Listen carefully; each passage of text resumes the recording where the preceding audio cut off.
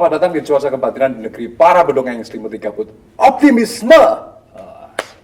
Good, luar biasa. Sore hari ini agak mendung suasananya. Nggak tahu ini simbol apa ini. Saya kedatangan empu dari segara juru gitu. Ya. Oke, ada Mas Butong ini. Siap. Sehat Mas Butong? Alhamdulillah sehat. Oke, luar biasa nih. Berkesempatan hadir di sini. Aku yang makasih, Mas. Setelah berapa bulan ya, aku tuh cari loh informasi Mas Butong tuh berapa kali kan lagi. Kok gini itu aku lagi ketemu gitu. Kita sempat kabari teman-teman itu, wah masih sibuk ini mesti gitu. Iya. Masih seputar di dunia goib, Mas. Wih, ya, bener. Dunia goib. Teman-teman di Babel kan goib. Ya. Aku sedikit ngande ya Mas ya. Iya. Ini tak biar teman-teman agak paham. Ini salah satu angkatan kita mungkin ya pasti ngerti ya. Ya. Tapi kan kita butuh untuk ya digandeng ceneng terus kemudian untuk sok generasi secara tidak langsung kan ngerti. Wah, itu Mas Butong itu. Iya. Gini Mas, ini ada Mas Butong Sukri Budi Dharma. Ini baru kali ini loh Mas saya ngerti. Nama aslinya. Nama aslinya itu. Iya, asli. Baru kali ini Sukro Budi Dharma. Nah, terus orang yang secara familiar sendiri kan kenalnya Mas Butong. Butong, panggilan akrabnya. Panggilan akrabnya Mas Butong ya. Iya. Terus ya pastilah konsisten di disabilitas ya. Iya. Tapi kalau lebih spesifik di Daksa ya, tidak secara ya, kalau sebenarnya kalau di activity sih semuanya Mas. Daksa itu kan ragam disabilitasnya. Saya kan ragam disabilitas Daksa. Tubuh. Gitu. Tubuh itu. Lebih tubuh ya. Lebih tubuh. Ya. Ragam disabilitas itu kan ada 4 ya. Ini aneh secara undang-undang. Satu motorik, 2 sensorik, intelektual, sama kesehatan mental. Seperti itu. Oh gitu ya. Iki Mas. Iya aku lagi masuk di ruang ini makanya itu. Aku rada nervous loh Mas, ini nggak ngerti. Mas ini kuat banget ya soalnya. Enggak lah, enggak gitu. Biasanya aku langsung lost ya ketika komunikasi langsung soal orang ya. Ini agak sembuh nggak ngerti. Terus gini Mas. Sekarang sibuk apa Mas? Mas Butong. Mungkin sekarang ya masih kesibukannya mendampingi teman-teman disabilitas yang di bidang seni dan budaya. Iya. Terakhir baru mengadakan pameran tingkat nasional untuk teman-teman seni rupa disabilitas. Ada 15 provinsi kemarin di Taman Budaya Yogyakarta. Seperti itu. Terus ini juga lagi persiapan, insya Allah Oktober ini ada pameran lagi untuk teman-teman disabilitas internasional. Jadi dari teman-teman disabilitas pelaku seni dari Jogja mau coba kita dorong ke arah internasional. Wah, sudah sampai ke situ ya. Iya. Tapi kan enggak, artinya animo ya sekarang balik ke animo teman-teman yang disabel itu secara grafik ya. Iya. Itu gimana? Meningkat sih Mas. Karena gini, sebenarnya teman-teman ini aku perhatikan mereka berkarya atau berproses lah ya. Oh iya ya. Namun ruang-ruang tersebut sangat sedikit mereka bisa masuki. Misalnya seperti ikut pameran, ikut pertunjukan musik atau apa gitu. Nah di perjalanan aku coba pelajari, ternyata kenapa mereka jarang memasuki ruang-ruang itu karena mereka sendiri belum teredukasi. Oh gitu ya. Sama tadi mungkin penyelenggara juga belum teredukasi secara ini. Misalnya gini ya, acara musik, tahu-tahu teman-teman netra itu diundang, tapi dikasihnya print-printan. Nah teman-teman netra kan juga bingung tuh. Iya sih. Dia nggak akan bisa baca MOU-nya atau apa pendaftarannya seperti itu. Jadi ibaratnya pameran atau pertunjukan yang dari kita lakukan ini sebagai bridging atau jembatan teman-teman belajar untuk menuju ruang yang lebih besar, ruang seni yang lebih besar. Oh gitu ya. Harapannya seperti itu. Padahal kalau kita lihat di di perundang-undangan sendiri kan harusnya pemerintah sendiri kan sudah tahu gitu. Ya itu dia Mas. Ini yang menarik, pernah ada yang bertanya sama saya, perlu duluan mana regulasi atau praktiknya? Oh gitu ya sih benar. Kalau saya jawab sih bukan keduanya, justru mindsetnya yang paling penting. Ketika regulasi dibuat tanpa mindset, teman-teman disabilitas pun juga hasil regulasinya yang nggak akan berbunyi. Nggak akan berdampak langsung kepada teman-teman disabilitas. Iya, oke. Tapi ketika praktek dilakukan tanpa mindset tentang disabilitas, jatuhnya eksploitasi. Iya, orang-orang selalu bilangnya eksploitasi di situ. Eksploitasi, gitu. Menarik loh Mas Butong ini. Wah, semangat tengah ya, keselenget ya aku sebetulnya itu. Saya gini Mas, saat ini itu. Kenapa kemudian saya tuh membuat sebuah podcast seperti gini? Itu bukan berarti saya tuh melu-melu atau ngikuti kondisi saat ini seperti ini. Bukan seperti itu sebetulnya itu. Tapi lebih tepatnya ini bagian dari kegundahan saya. Ada titik kemudian saya stuck ya. Nggak mungkin sekarang, karena sekarang kembali lagi bahwa hampir semua itu menggunakan media sosial semua kan. Nah, saya masuk di beberapa komunitas membuat ketika saya kurasi ya, bukan kurasi, masuk di ruang itu sebetulnya tidak ada sesuatu yang menurut saya itu sehat. Orientasinya sendiri kan seperti itu. Makanya saya membuat seperti gini kan. Ya, mudah-mudahan bisa menginisiasi atau memberikan sebuah inspirasi untuk rekreasi. Seperti itu. Ini menarik Mas, sekarang balik lagi ke sini ya.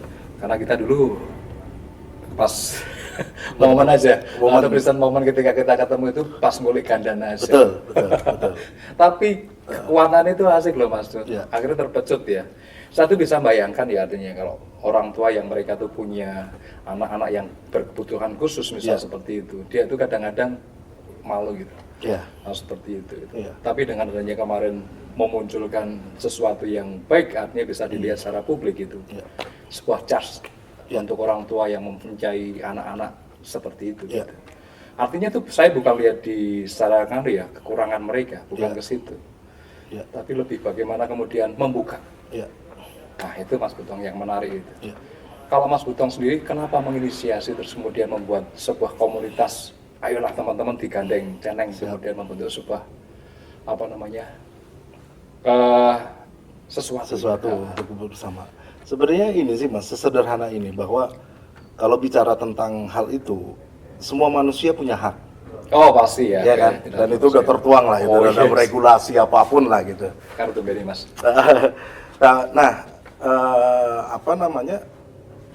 Teman-teman mempunyai potensi untuk melakukan kegiatan seni dan budaya.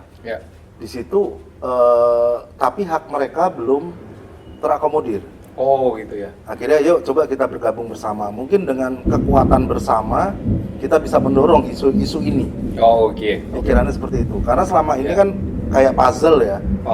Masing-masing atau apa gitu. Tapi kekuatan untuk suaranya kan jadi terpecah ya, nggak terfokus gitu kan untuk mengusung isu ini. Oh gitu ya. Dan satu lagi cara untuk mengusung isu ini bagaimana? Istilahnya ya kita berpikir bahwa ketika kita demo atau apa itu juga percuma, gitu kan? Karena yang kita hadapi juga masyarakat.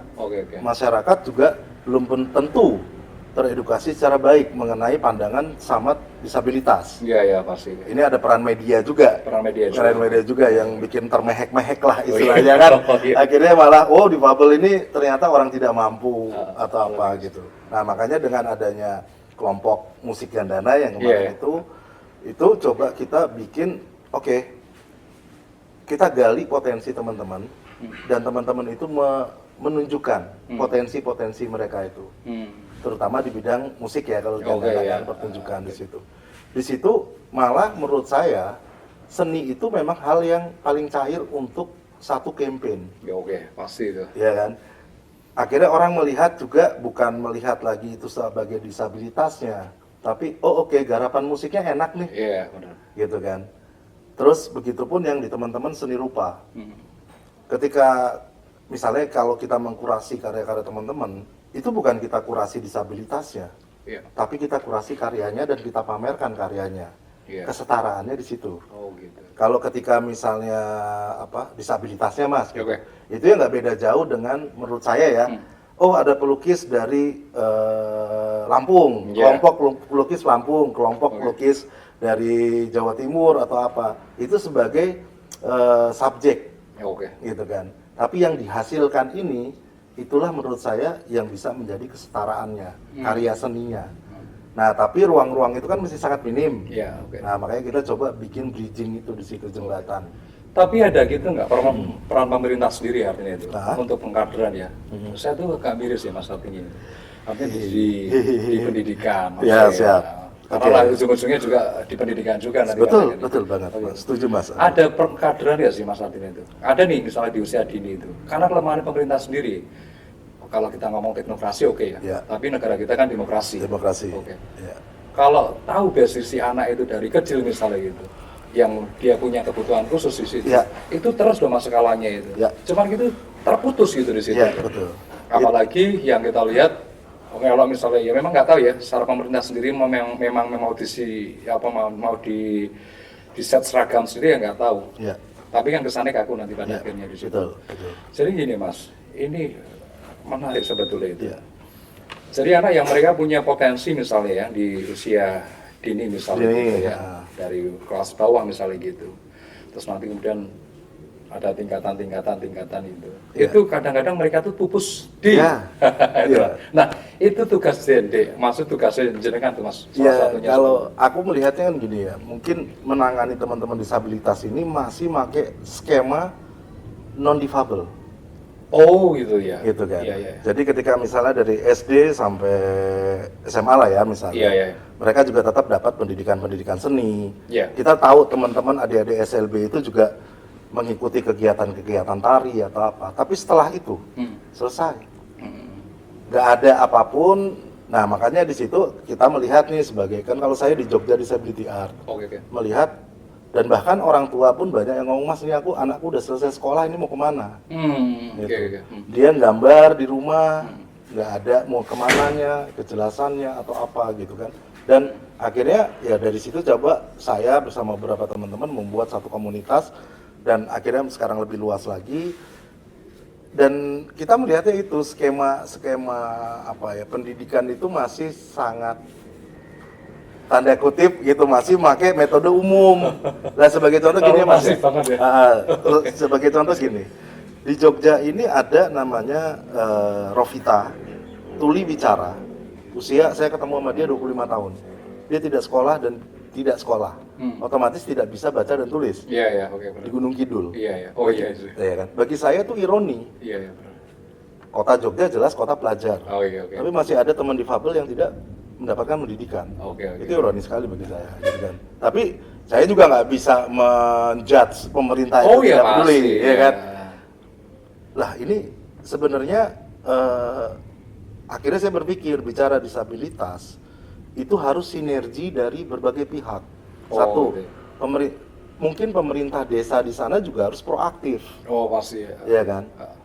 Ada program apa nih dari pemerintah? Ada program misalnya kayak program kejar paket C, kejar paket B, seperti itu gitu. Memang harus proaktif dan keluarga pun juga harus diedukasi karena ada beberapa keluarga yang saya dapat itu lebih berpikir begini mas, wes anakku nang omah wae aman, makan ada, ini ada. Tapi kan kalau saya berpikir kemandirian itu perlu dipupuk. Iya pastilah. Iya kan, gitu. Salah satunya apa? Mendapatkan pendidikan pasti itu kan atau edukasi lah paling ini dari pemerintah atau memang yang dari komunitas atau apa gitu. Dan Rovita Ayu yang dari Gunung Kidul itu kami dampingi selama 3 tahun. Dia tidak bisa baca tulis mas, tapi kita ajak nonton pameran, karyanya langsung bisa meningkat. Mas, saya tuh bayangkan ketika kita ngomong masalah tunagrahita ada seperti itu. Apakah kemudian ada edukasi dari orang tuanya? Nah, itu yang jadi kepedot ya saya kira. Anak satu dia cara komunikasi nggak bisa kan? Seperti itu kan. Benar nggak mas? Benar ya. Bicara. Cuman orang tua tuh dia tuh punya edukasi nggak ya? Masih ada edukasi nggak ya? Harusnya ada mas, gitu kan. Makanya tadi saya bilang pihak-pihak ini harus bersinergi untuk bicara tentang disabilitas. Karena selama ini saya juga sering ketemu orang tua merasa, kok aku kayak beban ini hanya di aku gitu loh. Beban ini hanya di aku sebagai keluarga. Sedangkan pihak luar itu tidak ini. Akhirnya ngomong gitu sama aku karena apa? Dia merasa dengan masuk ke komunitas atau apa, merasa jadi ada pandangan lain gitu. Orang tua ini. Yang selama ini mungkin hanya berpikir wes lah gue nang omah wae, misalnya perempuan iso masak, iso apa, nanti juga dapat suami gitu kan. Ada mas yang kayak gitu, berpikir kayak gitu. Karena kan rapi digolek ya? Iya. Karena apa? Karena ya tadi mereka mungkin tidak mendapat informasi bahwa oh ini untuk tuli bicara atau disabilitas itu ada SLB. SLB itu juga misalnya pembayaran bulanannya bayar sekolahnya itu juga bisa dibantu. Ada KIP atau apa seperti itu. Bahkan di Jogja ini aku dapetin ada disabilitas itu tidak punya KTP. Oke. Bukan hanya KTP, ternyata di KK itu tidak masuk. Serius itu Mas. Enggak. Jenengan termasuk nanti Mas ya, Mas Butong itu. Apakah kemudian di daerah jenengan itu yang berada di sana, apakah kasusnya juga sama? Ataukah hanya cuma di wilayah sini aja? Kalau aku mungkin karena hampir berapa tahun ini di Jogja ya. Yes, aku ngambil misalnya Jogja yang udah sangat misalnya banyak perhatian tentang disabilitas, tapi masih ada case itu gitu. Apalagi kalau yang dari luar Jawa. Oh gitu. Itu mungkin akan lebih ini lagi Mas. Aku tahu itu ketika masa pandemi waktu itu yang ada suntik vaksin. Kita ngumpulin data teman-teman, ternyata ada difabel itu yang tidak punya KTP. Aku minta sama keluarganya, udah kartu kakak aja. Di kakak itu nggak ada nama dia. Itu yang aku bilang, maksudnya. Ya itu dia Mas. Nah, aku tanya sama keluarganya, kok nggak dimasukin kakak? Alah kemana-mana sama keluarganya kok Mas? Lah bukan itu menurutku. Satu, hak dia sebagai warga negara itu luas. Satu, hak pendidikan, hak pekerjaan, hak kesehatan, harus ada. Tapi ketika dia tidak tercatat di dalam negara, hak itu juga akan hilang. Enggak, itu kan hubungan dengan pemangku per daerah. Itu dia Mas, maksudnya. Aku pikir tadi aku bilang bahwa perlu sinergi. Pemerintah paling rendah apalah misalnya di desa lah ya, kelurahan kita sebut.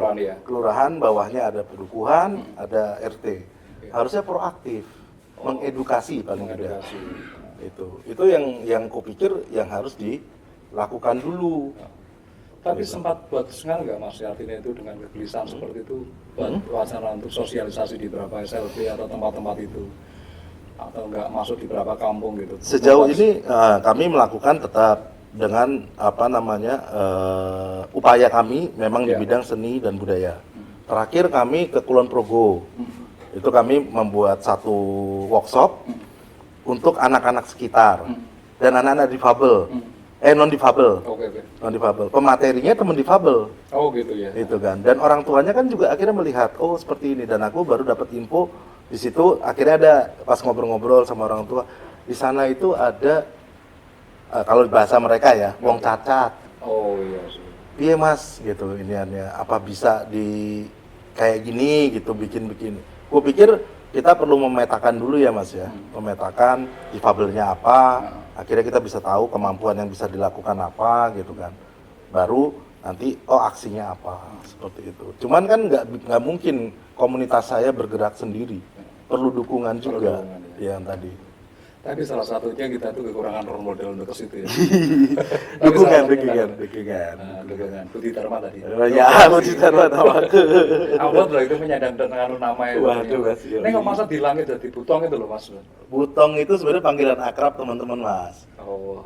Butong itu singkatnya Budi Tongkat. Dulu waktu zaman kuliah itu repotnya kalau pas di kantin. Oh. Ada utang namanya Budi lah, Budi yang mana ini kan. Akhirnya kita bikin, udah lah, yuk kumpul nih Budi-Budi gitu kan. Berarti dalam target cari wakil nih. Repot ya, namanya dulu banyak yang namanya Budi Mas. Oke Mas, ini menarik sebetulnya itu. Kalau kita masuk ke bawah lagi di ruang pendidikan tadi. Terus kemudian gimana itu untuk menyalurkan sebuah inspirasi atau aspirasi ke pemerintah sendiri? Ya, alhamdulillah sampai sekarang ini salah satunya di Jogja ada Taman Budaya Yogyakarta. Kemarin itu kami udah melakukan 3 tahun berturut-turut pameran tingkat nasional untuk teman-teman disabilitas. Terakhir itu 193 karya dari 90 sekian seniman gitu, aku lupa ya iniannya. Nah di situ ada dari 15 provinsi, gitu kan. Nah maksudnya dari pemerintah Yogyakarta juga sudah memberikan ruang, gitu kan, sudah memberikan ruang melalui Taman Budaya. Dan di situ Taman Budaya juga bahasanya ya belajar. bagaimana menyelenggarakan pameran yang inklusif. Oh gitu. Jadi selama ini kan kadang teman-teman difabel lah, ngelihat caption judul karya cukup tinggi. Nah kalau kami punya teknik, kita rendahkan sedikit agar pengguna kursi roda bisa baca. Terus memasuki ruangan Taman Budaya kan sekarang udah ada ram yang khusus miring, yang miring untuk kursi roda. Sebenarnya dengan ruang galeri yang akses lah gitu kan. Itu bukan hanya untuk disabilitas, ibu hamil, lansia, ya kan, ramah anak. Apalagi yang kita tahu ada seniman-seniman senior juga udah sepuh sekarang, gitu kan. Berarti kan membutuhkan akses yang baik juga. Dan itu sekarang Taman Budaya sudah membenahi diri ya. Kayak kamar mandi pun sekarang udah bisa masuk kursi roda. Oh gitu ya. Kalau dulu kan ya makanya teman difabel jarang ke ruang galeri karena tidak akses, Mas. Oh gitu ya. Ketika akses ya mereka belajarnya dari pameran, dari apa, karena di dunia pendidikan masih banyak yang belum bisa masuk lah gitu. Akhirnya ya, tak suruh belajar, udah belajar dari mana aja, nggak harus dari pendidikan resmi. Ya. Ini biar untuk menyingkat waktu ya, menyederhanakan biar tidak terlalu bertele-tele lama itu. Apa Mas kira-kira kasih motivasi lah untuk teman-teman sendiri? Ya kalau aku intinya itu terus saja berkarya gitu kan. Karena dengan berkarya ya gue sama aja menghormati akan hidup yang diberikan. Aku berpikir gitu dan selalu aku bagi sama teman-teman. Lakukan apa yang kamu bisa lakukan. Jangan berpikir apa kekuranganmu. Ketika kamu berpikir kekuranganmu, ya gue akan terjebak dalam ruang itu. Oh gitu ya. Gitu. Ya sudah, lakukan apa. Masalah hasil udah ada yang ngatur, ada yang poso. Gitu, laku gitu. Sesimpel itu ya. Kalau lebih berat Mas jalanin ya. Itu Dharma tadi. Dharmanya memang di situ tuh Mas. Jadi aku lebih banyak sekarang tuh Mas. Artinya selama ini cuma semeriwing lah. Pada akhirnya ketika sudah ketemu sama sosoknya itu, saya bisa memetakan dan saya punya pengalaman yang luar biasa di situ. Artinya dalam setiap pendidikan atau setiap proses untuk menuju titik apa yang kita inginkan itu memang kita harus mengenali diri kita. Seperti itu. Baik, luar biasa untuk hari ini. Sama-sama kita berproses masih sini itu. Artinya tidak ada guru yang seperti itu. Betul, saya belajar banyak dari jenengan karena pengetahuan jenengan itu luar biasa. Saya tidak bisa mungkin jadi jenengan itu. Baik seperti itu. Oke, di Gembol Aja Mendeso di Gua Aja Kemrosa.